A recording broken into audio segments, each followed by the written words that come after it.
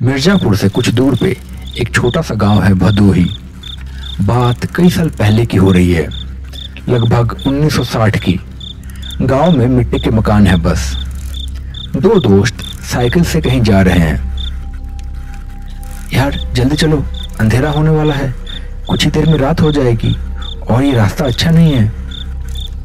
अरे कोई बात नहीं, थोड़ी दूर में गांव है, पहुंच जाएंगे। धीरे धीरे वो लोग वैसे ही उसी रास्ते पे आगे बढ़ते गए। थोड़ी देर में सूरज ढल गया और अंधेरा हो गया। गांव का रास्ता सन्नाटे और अंधेरे में डूब गया। यार बस 2 मिनट, मुझे पेशाब करना है, फिर चलते हैं। वो दोनों फिर उसी रास्ते के पास रुके। एक पेड़ के नीचे खड़े होके रवि ने पेशाब किया, फिर साइकिल से वापस गांव की ओर निकल पड़े। दोस्तों, अगर अभी तक आपको ये वीडियो पसंद आ रहा है तो प्लीज़ इसे लाइक कीजिए और कमेंट में लिखिए आपका नाम और कहाँ से ये वीडियो देख रहे हैं, और चैनल को सब्सक्राइब करना ना भूलें। चलिए अब आगे बढ़ते हैं। कुछ ही देर में वो लोग गांव पहुंच गए। वहां से आते ही रवि आके खटिए पे लेट गया। उसका दोस्त मोहन कुछ कुछ काम करने लगा। यार सोना मत, अभी खाना बनाना है। मेरा मन नहीं है, तबीयत ठीक नहीं लग रही है। ऐसा कह के रवि खटिया पे सो गया। अच्छा ठीक है, मैं ही खाना बना देता हूँ आज। कुछ ही देर में मोहन ने खाना बनाया और रवि को बुलाने के लिए उसके कमरे में गया। पर जैसे ही वो कमरे में गया, वहाँ का नज़ारा देख के उसके होश उड़ गए। रवि दीवार से चिपका हुआ था, उल्टा ऊपर की ओर। उसका चेहरा किसी प्रेत का चेहरा था और वो मोहन को देख के हंसे जा रहा था। मोहन ये देख के बहुत ज़्यादा घबरा गया। फिर वो भाग के गांव के भगत के पास गया।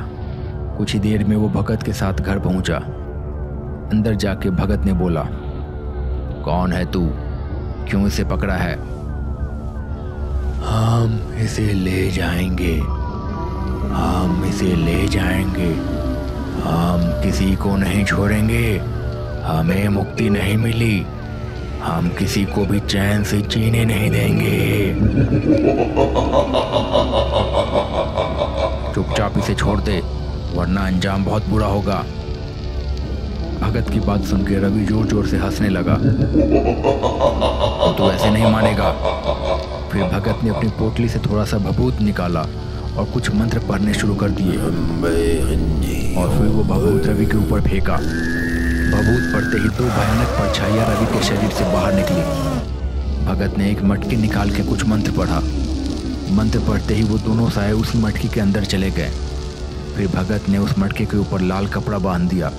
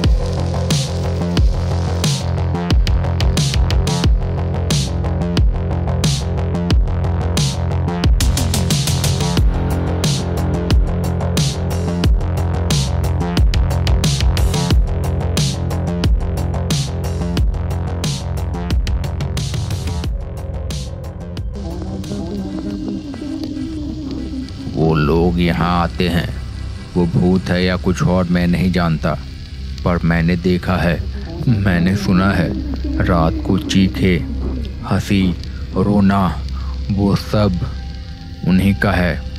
वो मुक्ति नहीं चाहते, वो ये भवन छोड़ना नहीं चाहते। पर कौन है वो, क्या चाहते हैं? और चाचा ने ये क्यों कहा कि रात को किसी को जाने से मत रोको? बूढ़े आदमी ने धीमी आवाज में कहा, जैसे कोई राज बता रहा हो। कौन चाचा? मनोहर चाचा, यहाँ के पिछले चौकीदार। ओह, मन्नू की बात कर रहे हो? अब समझा। चाचा मना करते हैं क्योंकि चाचा को सब कुछ पता है। वो भी उन्हीं में से एक हो गए हैं शायद। ये मुक्ति भवन ये मोक्ष का भवन नहीं है, ये बस मौत के इंतजार का घर है। इंतजार का घर? किसका इंतजार? किसका घर? और क्या मतलब मनोहर काका उनमें से एक है? बूढ़े आदमी ने मेरी आंखों में देखा। उसकी आंखें अब खाली नहीं थी, उसमें डर था और एक अजीब सी समझ, जैसे वो कुछ जानता हो जो मुझे नहीं पता। ये उनका घर है जो कभी मोक्ष नहीं पाते, और हम सब यहाँ उनका इंतज़ार कर रहे हैं। पर ये सबको नहीं पता, बस कुछ लोग हैं जो उन्हें देख पाते हैं। बस कुछ लोगों ने उन्हें देखा है और उनकी आवाज़ सुनी है, और जिन्हें वो दिखाई देते हैं उनका जाना तय है। पर उन्हें मुक्ति नहीं मिलती। मोक्ष उनके लिए नहीं है, वो यहीं कैद होकर रह जाते हैं। वो आत्माएं उन्हें मुक्त नहीं होने देती, और जो लोग यहाँ मर जाते हैं या जिन लोगों को वो मार देते हैं, वो इसी मुक्ति भवन में भटकते रहते हैं, रोते हैं, चिल्लाते हैं, घूमते हैं, पागलों की तरह कभी कभी हंसते हैं तो कभी दर्द में सिसकते हैं, पर मुक्त नहीं हो पाते। कौन लेने आता है उन्हें? दो शैतान, दो भयानक शैतान। उन्हें देखो तो ऐसा लगता है जैसे उनकी आंखों के जरिए उनके भीतर तक देख सकते हो, और उनके भीतर है बस अंधेरा और कुछ भी नहीं। कुछ दिन पहले मनोहर काका मुक्ति भवन के आगे बैठे हुए हैं। मनोहर काका मुक्ति भवन के दरवाजे के पास बैठे हुए हैं। उनका काम वहां चौकीदारी करना है। बीच बीच में लोगों को कोई जरूरत का सामान लाके भी दे देते हैं वो। न जाने यहाँ क्या कर रहा हूँ मैं। ये इतने सी पगार में कैसे चलेगा घर? इतने से तो मेरा भी ढंग से गुजारा नहीं होता। तभी वहां अशोक आया। अशोक मुक्ति भवन में साफ सफाई का काम करता है। क्या बात है मनोहर, बड़ी सोच में लगते हो, कोई परेशानी है? परेशानी ही तो है अशोक जीवन में। यहाँ की तनख्वाह इतनी कम है कि गुजारा होना भी मुश्किल है। पर कोई और नौकरी ना मिलने की वजह से मजबूरी में यहाँ काम करना पड़ रहा है। हाँ, यहाँ पैसे तो कम मिलते हैं, और मुझे तो इन लोगों का समझ में नहीं आता है। ये लोग सच में मानते हैं कि यहाँ मरने से मुक्ति मिलेगी। खैर, तुझे और पैसे चाहिए तो मेरे पास एक उपाय है। क्या उपाय? देखो, यहाँ पे लोग आते हैं मरने के लिए, अपने साथ कुछ कुछ सामान भी लेके आते हैं। मरने के बाद उनका ये सब सामान किस काम का? क्यों ना हम ये सामान बेच दें, कुछ फायदा हो जाएगा, कोई कुछ बोलने वाला भी नहीं होगा। किसी को पता चला तो? किसी को कुछ भी नहीं पता चलेगा। कैसे पता चलेगा? कोई नहीं आता यहाँ देखने। मालिक भी महीने में एक बार आता है, वो भी कभी कभार वो भी नहीं आता। मनोहर ने अशोक की बात मान ली। अगले दिन से फिर वो लोग इंतजार करने लगे लोगों के मरने का। जैसे ही कोई मरता, ये लोग उसके कमरे में जाते और उनका सामान देखते, और उसमें से अगर कुछ भी काम लायक या कीमती चीज दिखाई देती तो ये लोग उसे बेच देते। धीरे धीरे इनके पास कुछ पैसे आने लगे और उन्हें ये काम भी पसंद आने लगा। कुछ दिन तो ये सब ठीक चला। एक दिन मुक्ति भवन में एक बूढ़ा आदमी आया। देखने में काफी गरीब सा लग रहा था। बदन पे ज्यादा कपड़े नहीं, ऐसा लग रहा था जैसे कई दिनों से कुछ खाया नहीं है। पतला दुबला शरीर, पर फिर भी आंखों में अजीब सी चमक थी, चेहरे पे तेज था। मनोहर और अशोक ने उसे उसका कमरा दिखाया। उस बूढ़े आदमी से उन्हें कोई ज्यादा उम्मीद नहीं थी, पर उनकी नजर बूढ़े के पास के एक छोटे से बक्से में थी। बूढ़ा अपने साथ एक छोटा सा बक्सा लेके आया था, जिसे हमेशा संभाल के रखता था वो। मुझे लगता है बूढ़े ने अपनी सारी कमाई इसी बक्से में डाल के रखी है।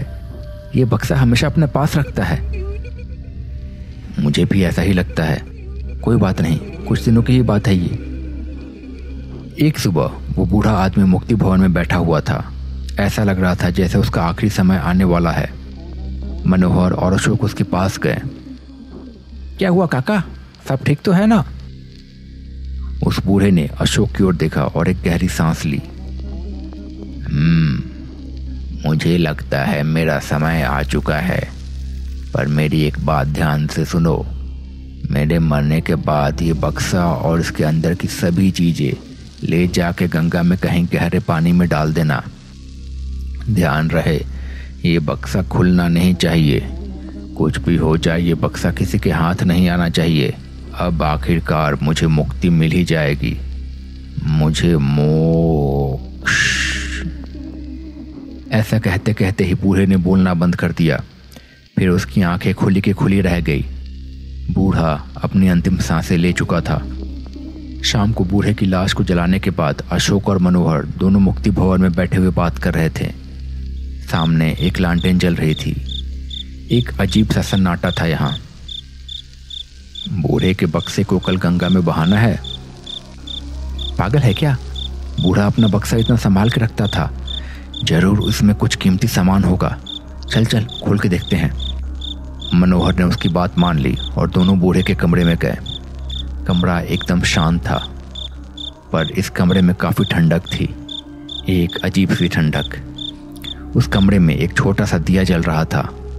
दोनों बक्से के पास गए। उन्होंने जैसे ही बक्से को खोला, एक अजीब सी चीख गूंज उठी और एक हवा का झोंका सा आया और वो दिया बुझ गया। अचानक से वो कमरा अंधेरे से भर गया। फिर कुछ अजीब सी गुर्राने की आवाज़ आने लगी, जैसे कोई भयानक जानवर हो। कुछ ही देर में मनोहर और अशोक दोनों की चीख गूंज उठी उसी कमरे में। अगले दिन मनोहर और अशोक दोनों की लाश मिली वहां। मुझे नहीं पता मनोहर और अशोक के साथ क्या हुआ था उस दिन, पर उस दिन के बाद से मुक्ति भवन मनहूस हो गया। हर 15 दिन के बाद अमावस्या के दिन वो आते हैं और उसी दिन किसी न किसी की मौत होती है। कैसे, ये मत पूछना, पर फिर जिसकी मौत उस दिन होती है वो बस यहीं भटकते रहता है, हमेशा कराहते रहते हैं, दर्द में, तकलीफ में रोते हैं, पागलों की तरह हंसते हैं, हमेशा के लिए। मुझे पता है शायद अब मेरी बारी है। ये सब जान के मेरे होश उड़ गए थे। मतलब इतने दिनों से मैं जिस मनोहर काका से बात कर रहा था वो एक आत्मा है। क्या उनकी मौत हो चुकी थी? फिर क्या हुआ काका? फिर आगे क्या हुआ? क्या आपको वो आत्माएं दिखी? उस रात मैं जाके अपनी कुर्सी पे बैठा था, पर अब मेरा मन डरा हुआ था। दिल जोर जोर से धड़क रहा था। हर आवाज़ डरावनी लग रही थी। ऐसा लग रहा था जैसे कहीं से कोई मुझे देख रहा हो। मैं कुछ सोच ही रहा था कि मैंने देखा कि मनोहर काका की आत्मा मेरे से कुछ दूर पर प्रकट हुई। वो मुझे देखती रही, जैसे कुछ कहना चाहती थी। शायद उसे पता चल गया था कि मैं उसका राज जान चुका हूँ। फिर मुझे देख के वो पीछे मुड़ के चलने लगी। मुझे ऐसा लगा जैसे वो मुझे कुछ बताना चाह रहे हों। मैं भी चुपचाप उनके पीछे पीछे चल पड़ा। कुछ ही देर में वो एक कमरे के पास पहुंचे और फिर अंदर चले गए। मैं भी उनके पीछे पीछे वहां तक गया। वहां जाने के बाद वो अचानक से गायब हो गए। वो कमरा भी खाली था, बस एक खाट थी। उसके पास एक बक्सा रखा हुआ था, पास में लाल कपड़ा था। उस बक्से में एक मटका था जिसमें लाल कपड़ा बंधा हुआ था और वो खुला हुआ था। पास में ही एक पोटली भी रखी हुई थी। कहीं वही बक्सा तो नहीं जिसे उन्होंने खोला था? मैं ये देख ही रहा था कि तभी पास के ही कमरे से एक बड़ी जोरदार चीख सुनाई दी। ऐसा लगा जैसे वो बूढ़ा चिल्ला रहा हो। मैं तुरंत उधर गया। वहां जाने के बाद मेरे होश उड़ गए। मैंने देखा कि उस बूढ़े का शरीर जमीन पे गिरा हुआ था। उसके ऊपर एक भयानक प्रेत बैठा हुआ था। वो बूढ़े का हाथ लेके चबा रहा था। पास ही एक और प्रेत था। वो मुझे देख के मुस्कुराने लगा। कुछ ही देर में वो दोनों मुझे देख के मेरी ओर बढ़ने लगे। मुझे लगा आज ही मेरा आखिरी ही दिन है। वो दोनों मेरी ओर बढ़ने लगे। मुझे समझ में नहीं आ रहा था कि मैं क्या करूं। मैं जैसे वहीं जम गया था। वो दोनों कुर्राते हुए मेरी ओर बढ़े। तभी मुझे उस पोटली के बारे में याद आया। उसमें शायद भभूत सा कुछ था। पता नहीं मेरे मन में क्या आया और मैंने ऐसा क्यों किया, पर मैंने उस पोटली का भभूत उन दोनों पे फेंक दिया। भभूत पड़ते ही वो दोनों वहाँ से कुर्राते हुए गायब हो गए। मुझे नहीं पता था कि वो हमेशा के लिए गायब हो गए या बस कुछ देर के लिए।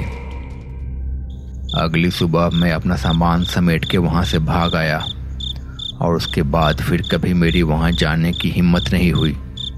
नहीं पता उसके बाद वहाँ क्या हुआ, बस इतना पता है कि मैं वहाँ पे वापस नहीं जाऊँगा। देवा काका ने यहाँ कहानी ख़त्म कर दी। जमघट में सन्नाटा छा गया।